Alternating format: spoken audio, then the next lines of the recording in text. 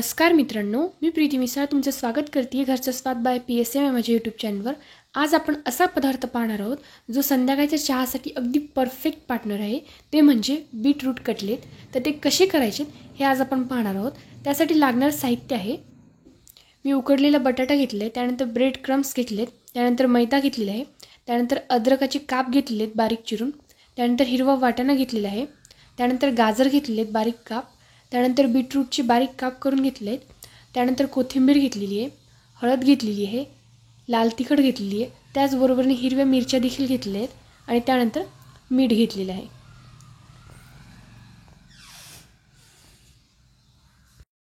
या ठिकाणी सर्वात प्रथम मी एक पॅन घेतलेला आहे, त्यामध्ये 2 ते 3 चमचे तेल घालून घ्यायचं आहे।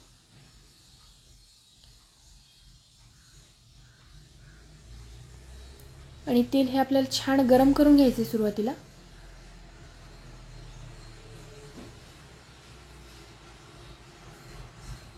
तेल व्यवस्थित गरम झाल्यानंतर आपण यामध्ये हिरव्या मिरची काप घालणार आहोत। या ठिकाणी मी हिरवी मिरची घेतली आणि लाल तिखटही घेतलेले आहे, तर तुम्हाला कितपत तिखट हवं यानुसार तुम्ही दोन्ही कमी जास्त करू शकता।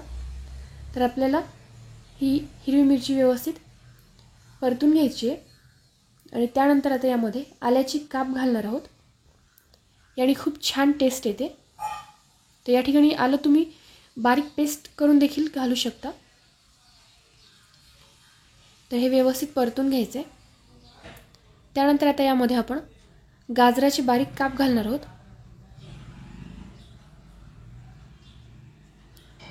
हे देखील व्यवस्थित परतून घ्यायचे। त्यानंतर जे आपण बीटरूटची काप करून घेतले ते आपण यामध्ये घालणार आहोत। या ठिकाणी तुम्ही खीस करून सुद्धा घेऊ शकता। तर आता हे व्यवस्थित परतून घ्यायचे 1-2 ते 3 मिनिट। तर तुम्ही पाहू शकता आपले छान परतल्यानंतर हे थोडेसे मऊ होतात। त्यानंतर आपण यामध्ये हळद घातलेली आहे पाव चमचा, लाल तिखट घालून घ्यायचे, या ठिकाणी 1 चमचा लाल तिखट घातलेले आहे आणि त्यानंतर मीठ घालून घ्यायचे चवीनुसार आणि आता ह्याला व्यवस्थित परतून घ्यायचे। मसाले हे छान एकजीव होतील यासाठी 1 ते 2 मिनिट मंद आचेवर परतून घेणार आहोत। आणि त्यानंतर आता यामध्ये हिरवे वाटाणे घालणार आहोत। हे फ्रेश वाटाणे आहेत, तर हे देखील आता व्यवस्थित छान परतून घ्यायचे।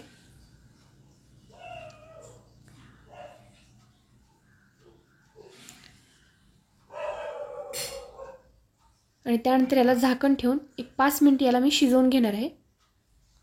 आता या ठिकाणी माझे 5 मिनिट झाले आहेत, तुम्ही पाहू शकता हे थोडेसे नरम पडलेले आहेत सर्व भाज्या। आता यानंतर आपण जो बटाटा उकडून घेतलेला आहे तो स्मॅश करून घ्यायचा आणि त्यानंतर यामध्ये घालायचा आहे। तर या ठिकाणी मी 4 ते 5 मोठे बटाटे घेतलेले आहेत, ते यामध्ये घातलेले आहेत। आता हे व्यवस्थित सर्व एकत्र करून घ्यायचे आहे। तुम्हाला हवं असेल तर तुम्ही स्मॅशरने सुद्धा स्मॅश करून घेऊ शकता, म्हणजे आणखीन छान एकजीव होतील।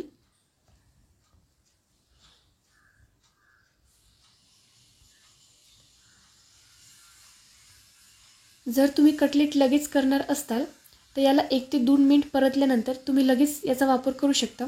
पण जर तुम्हाला कटलेट करून 2 ते 3 दिवसांनंतर यूज करायचे असतील तर या ठिकाणी तुम्हाला थोडंसं जास्त परतून घ्यावं लागेल। आणि त्यानंतर जेव्हा तुम्ही कटलेट करून घेता तेव्हा तुम्ही याला डीप फ्रीजमध्ये 2 ते 3 दिवस ठेवू शकता आणि हवं असेल तेव्हा शॅलो फ्राय करून खाऊ शकता। तर या ठिकाणी आता 2 ते 3 मिनिट माझे झालेले आहेत। आता आपण हे एका प्लेटमध्ये काढून घेऊया। या ठिकाणी मी गॅस बंद करून घेणार आहे। आपण याला आता थंड होण्यासाठी एका प्लेटमध्ये काढून घेणार आहोत आणि हे छान व्यवस्थित पसरून घेऊन फ्रीजमध्ये 5 ते 7 मिनिटासाठी ठेवणार आहोत, म्हणजे हे छान थंड होईल।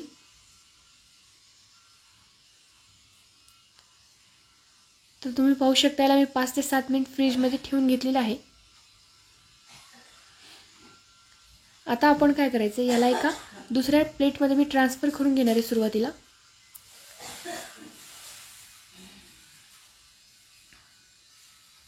त्यानंतर या ठिकाणी मी एक बाउल घेतला आहे, त्यामध्ये मैदा घालून घेणार आहे आणि मैद्यामध्ये व्यवस्थित पाणी टाकून याचे एक छान बॅटर तयार करून घेणार आहे। बॅटर हे अगदी आपलं पातळसरही नको आहे आणि अगदी घट्टसरही नको, मीडियम कन्सिस्टन्सीचं हवं आहे. त्याला व्यवस्थित गुठळे न पडू देता पाणी टाकून व्यवस्थित बॅटर तयार करून घ्यायचं आहे. तर तुम्ही पाहू शकता हे आता बॅटर तयार झालेलं आहे. यामध्ये आता मी मीठ घालून घेणार आहे. या ठिकाणी मी अर्धा चमचा मीठ घालणार आहे, म्हणजे आपल्या बॅटरलाही छान टेस्ट लागेल. आणि त्याचबरोबरनी एक अर्धा चमचा लाल तिखट घालून घ्यायचं आहे, म्हणजे आपलं वरचं कोटिंग असेल त्याला देखील छान टेस्ट लागेल. आणि हे परत एकदा छान असं व्यवस्थित मिक्स करून घेणार आहोत.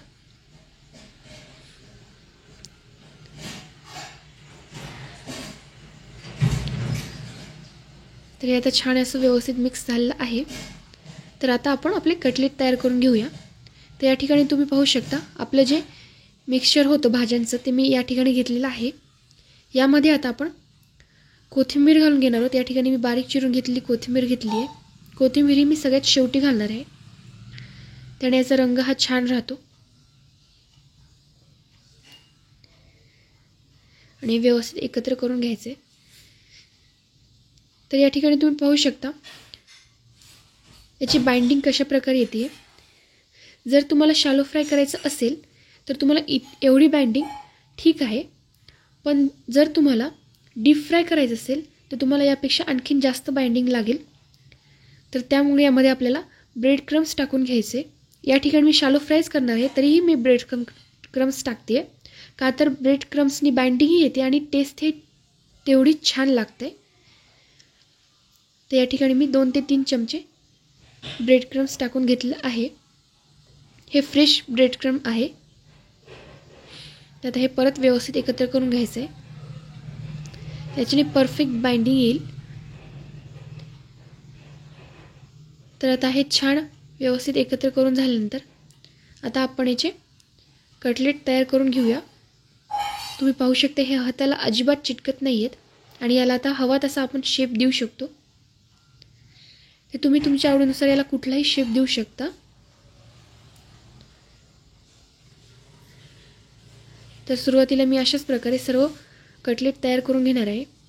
तुम्हाला कुठला शेप द्यायचा आहे हे तुम्हाला आत्ताच द्यावं लागेल, कारण नंतर जर तुम्ही ब्रेड क्रम्समध्ये डीप केल्यानंतर याला शेप देताल तर ब्रेड क्रम्स काही ठिकाणी लागेल आणि काही ठिकाणी नाही लागेल. त्यामुळे जोही शेप द्यायचा आहे तो आत्ताच या ठिकाणी द्यायचा आहे. अशाच प्रकारे आता मी सर्व कटलेट हे तयार करून घेणार आहे.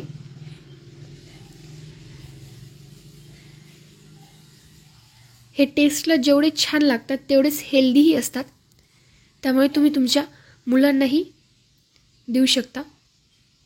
आणि खूप जणांना बीटरूट आवडत नाही, तर हा परफेक्ट ऑप्शन आहे त्यांच्यासाठी, कारण हा खूप टेस्टी लागतो. तर या ठिकाणी सर्व माझे कटलेट करून तयार झाले आहेत. तर तुम्ही पाहू शकता आता मी जे बॅटर आधी तयार करून ठेवलेलं होतं ते, आणि या ठिकाणी मी ब्रेड क्रम्स घेतले आहेत. तर आता काय करायचं, सुरुवातीला आपल्याला ब्रेड एका हाताने जे आपण बॅटर तयार करून घेतले त्यामध्ये डीप करायचे आणि त्यानंतर ब्रेड क्रम्समध्ये डीप करून घ्यायचे. तर आपल्याला दोन्ही हातं वेगवेगळे यूज करायचे आहेत, एकदाच यूज करायचे नाही आहेत. तर एका हाताने मी मैद्याच्या बॅटरमध्ये डीप करून घेणार आहे आणि त्यानंतर अलगद ब्रेड क्रम्समध्ये सोडून दुसऱ्या हाताने याला ब्रेड क्रम्सनी कोट करून घेणार आहे. अशा पद्धतीने केल्यामुळे, म्हणजेच दोन्ही हात वेगवेगळ्या गोष्टीसाठी यूज केल्यामुळे आपले कटलेट हे पटकन होतील. तर सर्व बाजूंनी कोट करून घेतल्यानंतर हे आता एका प्लेटमध्ये मी काढून घेणार आहे. अशाच प्रकारे सगळे कटलेट मी मैद्याच्या बॅटरमध्ये डीप करून त्यानंतर यावर ब्रेड क्रम्सनी कोटिंग करून घेणार आहे.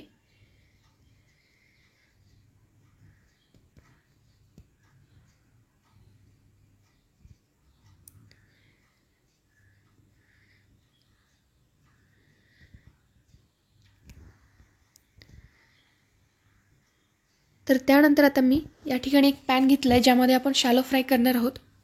ते यामध्ये थोडंसं तेल घालून गरम करून घेतलं आहे आणि आता आपले कटलेट्स जे छान तयार झाले आहेत ते आपण यामध्ये शॅलो फ्राय करून घेणार आहोत. तुम्हाला हवं असेल तर या ठिकाणी तुम्ही डीप फ्राय देखील करू शकता, काहीच हरकत नाही. पण हे शॅलो फ्राय केल्याने सुद्धा याची टेस्ट तेवढीच छान लागते.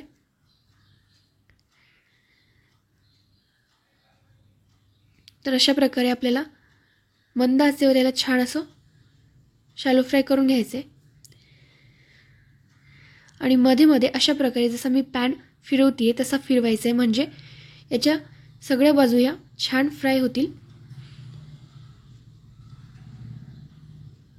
नाहीतर फक्त खालची आणि वरची बाजू फ्राय होते आणि साईडच्या कड्या ह्या तशाच राहतात. त्यामुळे अशा प्रकारे जेव्हा आपण पॅन फिरवून घेतो तेव्हा सर्व बाजूंनी फ्राय होतं.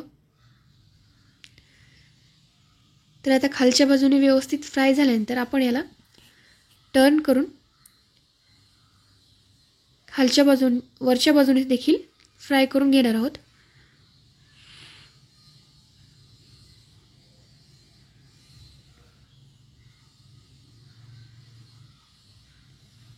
अलगदरित्या याला टर्न करायचं आहे. तुम्ही पाहू शकता खालच्या बाजूने किती छान फ्राय झालं आहे.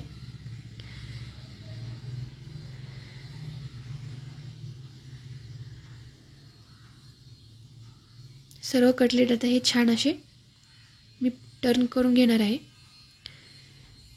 हे कटलेट जेवढे आतल्या बाजूने सॉफ्ट असतात तेवढेच वरच्या बाजूने हे छान क्रंची देखील होतात, क्रिस्पी होतात. तर आता परत एकदा अशाच प्रकारे थोडंसं पॅनला टर्न करून आपण सर्व बाजूंनी कढया याच्या तळतील, म्हणजेच फ्राय होतील अशा प्रकारे फिरवून घेणार आहोत. आणि परत एकदा मंद आचेवर याला फ्राय करून घेणार आहोत.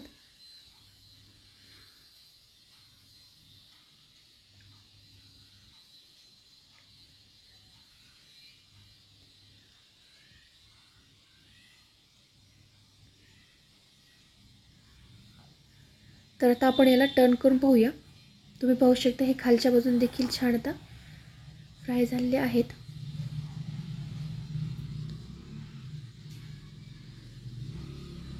आता या ठिकाणी मी हे काढून घेणार आहे. तर हळूवारपणे काढायचं आहे.